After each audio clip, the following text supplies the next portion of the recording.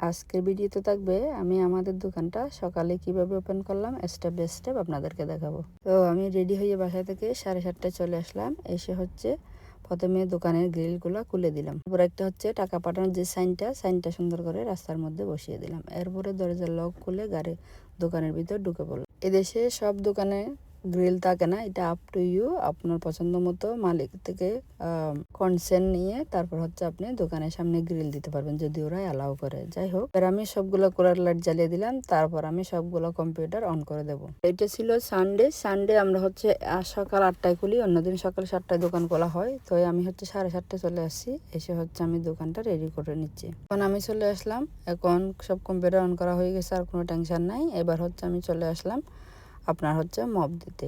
প্রথমে বাইরে সবসময় আমি এখন আর দোকানে তেমন আসি না। আগে যখন 2019 সাল থেকে আসতাম, সবসময় আমার দরজার সামনে আমি এক্সট্রা ঝাড়ু দিতাম, যাতে দরজার সামনে মেইন কোনো বিড়ি পোষা বলেন কোনো ধরনের ময়লা যেন না থাকে।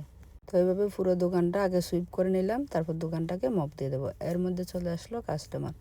ওরা এসে আমাকে বলতেছে, মানে তুই এখানে কি করতেছিস?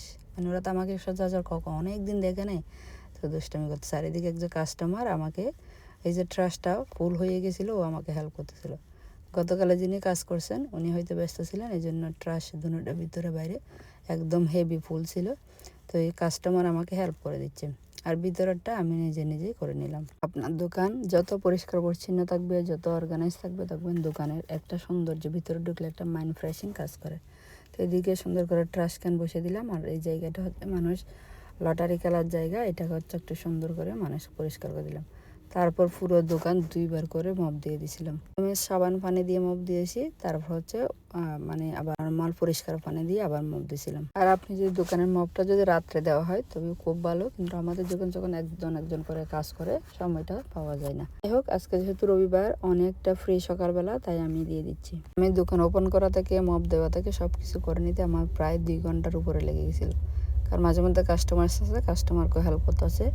সব শেষে আমি হচ্ছে হাত মুখ সুন্দর করে ধুয়ে এসে একটু ধূপবাতি দেখিয়ে দিচ্ছি দোকানে। যাই হোক, অনেকে মপ দেওয়ার সময় খেয়াল করছেন আমি একটা ইয়েলো টাইপের একটা সাইন এনে বসিয়ে দিয়েছিলাম।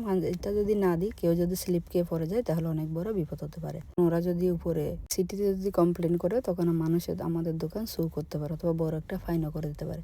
তাই ইয়েলো সাইনটা আমরা যখন মপ দিই, কোনো কিছু করি 100% দিতে হয়। এখন আমি একটু কিছু খেয়ে নিচ্ছি। সবাই ভালো থাকবেন।